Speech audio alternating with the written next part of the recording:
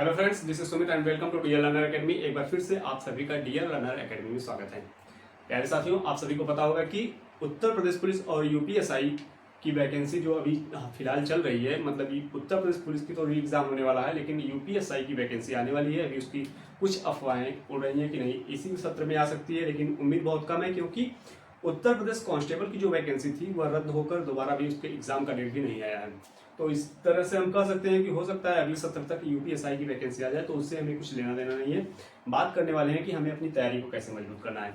अगर हम डेली अपने रिवीजन को बनाए रखते हैं तो हम कोई भी एग्जाम क्रैक कर सकते हैं। और बात रहेगी आज के वीडियो की।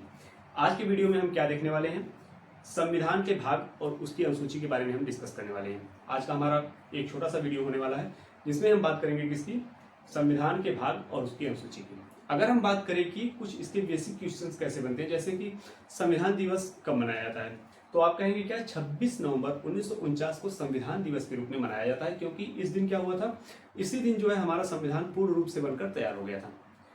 26 जनवरी 1950 को संविधान को अपनाया गया था, जिसे हम गणतंत्र दिवस के रूप में मनाते हैं 26 जनवरी 1950 को। ठीक, जब संविधान बनाने की प्रक्रिया शुरू हुई थी तो उस समय की बात करें तो उस समय एक सभा का गठन हुआ था, जिसे हम क्या कहते हैं, संविधान सभा कहते हैं।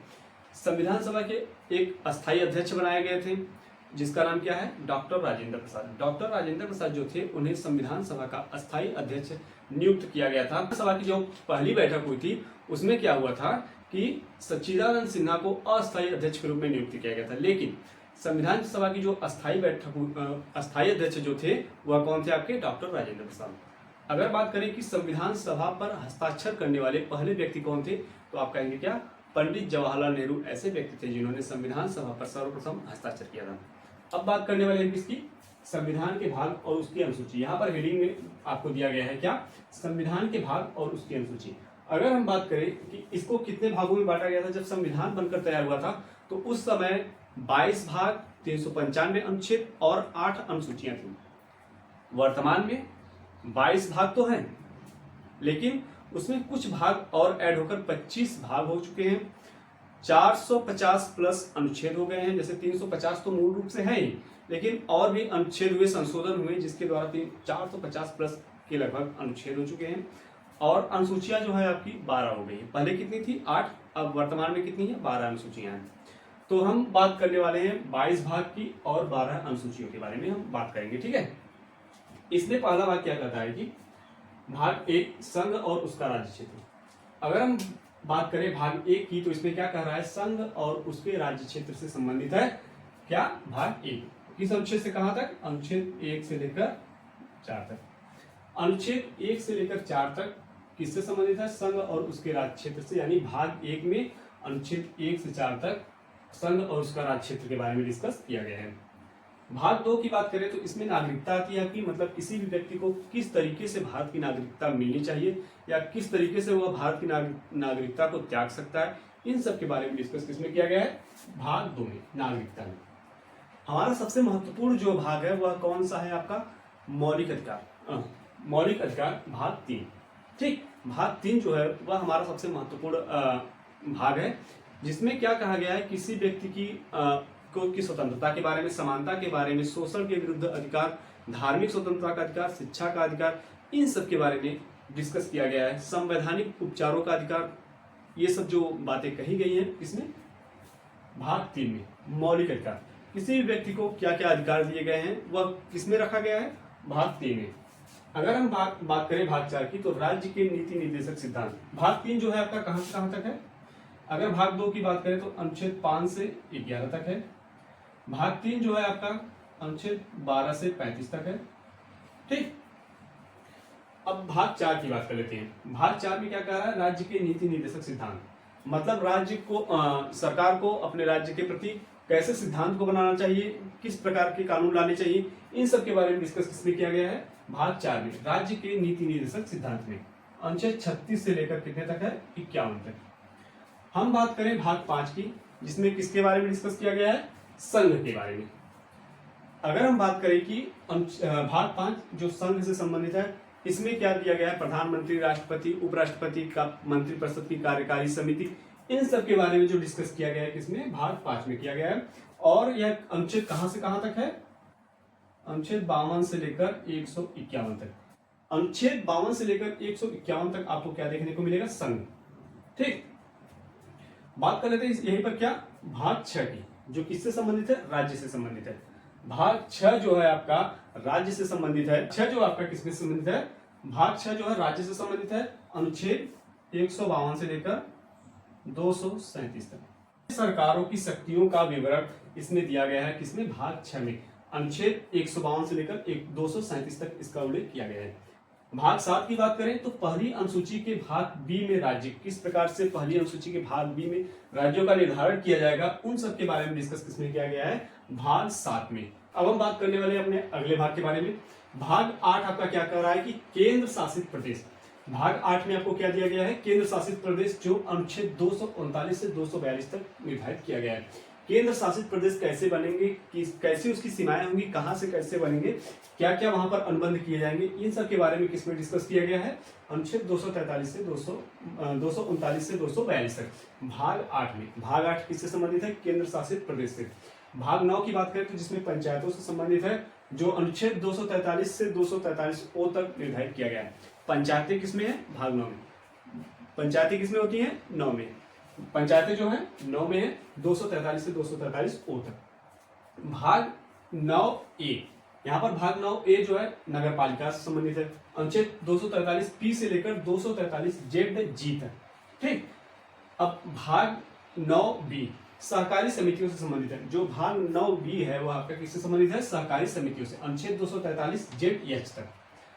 भाग 10 की बात करें तो अनुसूचित और जनजाति क्षेत्र, मतलब अनुसूचित क्षेत्र कैसा होगा, जनजाति क्षेत्रों के विवरण के बारे में उसमें दर्शाया गया है भाग 10 में। भाग 9 पंचायतें, भाग 10 अनुसूचित जनजाति। यहाँ पर आप कह सकते हैं कि भाग 9 में पंचायतें किसमें होती हैं? अनुसूचित और जनजाति क्षेत्रों के लिए पंचायतें होती रहती हैं। तो यहाँ पर आप लोग याद कर सकते हैं। देखिए, भाग 9 में पंचायतें होंगी और भाग 10 में किसके लिए? अनुसूचित जनजाति क्षेत्रों के लिए। 244 से 244 ए तक इसमें अनुच्छेद दिए गए हैं भाग 10 में। भाग 11 की बात करें तो संघ और राज्यों के बीच संबंध कैसा होगा, वह किसमें डिस्कस किया गया है? भाग 11 में। अनुच्छेद 245 से लेकर 263 तक। किसमें? भाग 11 में संघ और राज्यों के बीच संबंध कैसा होगा, इसके बारे में डिस्कस किया गया है 245 से 263 तक। अगर हम भाग 12 की बात करें तो वित्त, संपत्ति, अनुबंध और मुकदमे जो किसमें होते हैं? भाग 12 में। भाग 12 में कितने होते हैं? वित्त, संपत्ति, अनुबंध और मुकदमे। अनुच्छेद 264 से 300 ए तक इसमें अनुच्छेद दिए गए हैं। भाग 12 का विस्तार कहां से कहां तक है? अनुच्छेद 264 से 300 ए तक इसका विस्तार है, और वित्त, संपत्ति, अनुबंध और मुकदमे जो है इसमें डिस्कस किए गए हैं।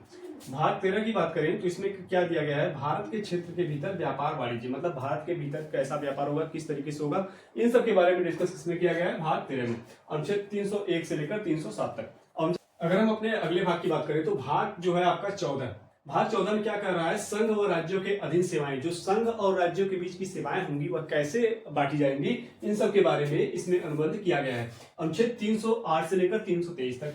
जो भाग 14 आपका है वह अनुच्छेद 308 से लेकर 323 तक है। उसमें क्या बातें कही गई है? संघ और राज्यों के बीच जो है शक्तियां, अधीन सेवाएं जो हैं वह किस हिसाब से बांटी जाएंगी। यहाँ पर अगर हम बात करें कि भाग 14 ए में न्यायाधिकरण की बात कही गई है, कैसे न्याय दिया जाएगा, इन सब के बारे में डिस्कस किया गया है। अनुच्छेद 323 ए से लेकर 323 बी तक। यह अनुच्छेद कहां तक कवर करता है? भाग जो है 14 ए न्यायाधिकरण, अनुच्छेद 323 ए से 323 बी तक। बात करें हम अगर भाग 15 की तो वह किससे संबंधित है? सबसे प्यारी चीज चुनाव।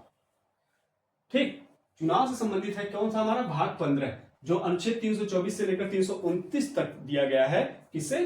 चुनाव से संबंधित। अगर बात करें कि भाग 16 की कुछ वर्गों से संबंधित विशेष प्रावधान इसमें दिए गए, जैसे एससी, एसटी, अनुसूचित जनजाति जो होती है उनके लिए विशेष प्रावधान किसमें दिया गया है? भाग जो है आपका 16 में। भाग 16 में क्या कहा गया है? कुछ वर्गों से संबंधित विशेष प्रावधान, एससी, एसटी, आप एंग्लो भारतीय जो इंडियन होते हैं उन सब के बारे में विशेष प्रावधान यानी विशेष छूट दी जाती है। वह अनुच्छेद आपका 330 से लेकर 342 तक है भाग 16 में। भाग 17, यहाँ पर भाग 18 हो गया है। भाग 18 की बात करें तो वह किससे संबंधित है? आपातकालीन शक्तियों से संबंधित है। अनुच्छेद 352 से लेकर 360 तक। एक दिन हम इसके लिए विशेष वीडियो लेकर आएंगे कि आपातकालीन शक्तियां कैसे लगती हैं या फिर कैसे लगी थी। ठीक, इन सब के बारे में उसमें हम डिस्कस करेंगे। यहीं पर देखिए, यहाँ पर आपका भाग 16 हो गया। भाग 17 यहाँ पर है, राजभाषा से संबंधित है। भाग 17 राजभाषा अनुच्छेद 343 से लेकर 351 तक। ठीक, भाग 19 की बात करें तो इसमें विविध के बारे में दिया गया है, कुछ संविधान से संबंधित है। 361 से लेकर 367 तक बात कही गई है। भाग 20 में कहा गया है संविधान संशोधन। भाग 20 में किससे संबंधित है, संविधान में किस प्रकार से संशोधन किया जा सकता है, उन सब के बारे में भाग 20 में दिया गया है अनुच्छेद 368 से लेकर 378 तक। यहां तक आप लोगों को समझ में आया होगा। अब हम बात करते हैं अपने कुछ जो बचे हुए भाग हैं उनको। अगर हम बात करें कि भाग 21 में क्या कहा गया है, भाग 21 में आप लोगों को बताया गया है कि अस्थायी संक्रमणकालीन विशेष प्रावधान, मतलब कुछ विशेष कानूनों को इसमें निर्धारित किया गया है। अनुच्छेद 379 से लेकर 392 तक इसमें डिस्कस किया गया है। ठीक है, अस्थायी संक्रमणकालीन विशेष प्रावधान मतलब एकाएक जो भी संकट आते हैं उनसे संबंधित थोड़ा सा है। इसमें क्या कानून बनाने चाहिए, क्या प्रावधान करना चाहिए, उस सब के बारे में इसमें डिस्कस किया गया है।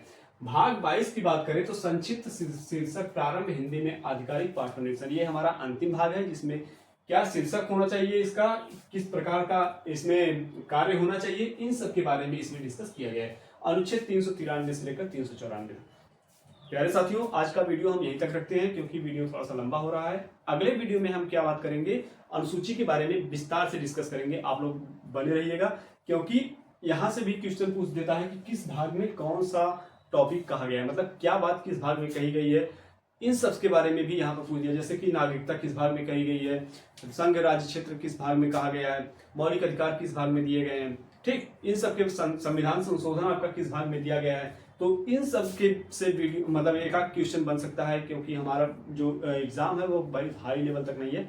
यहाँ पर हम लोग यहाँ से भी क्वेश्चन देखने को मतलब देखते हैं। ठीक है, और रही बात कि हम अपने अगले वीडियो में अनुसूची के बारे में विस्तार से, हमारी जो 12 अनुसूचियां हैं उसके बारे में विस्तार से डिस्कस करेंगे।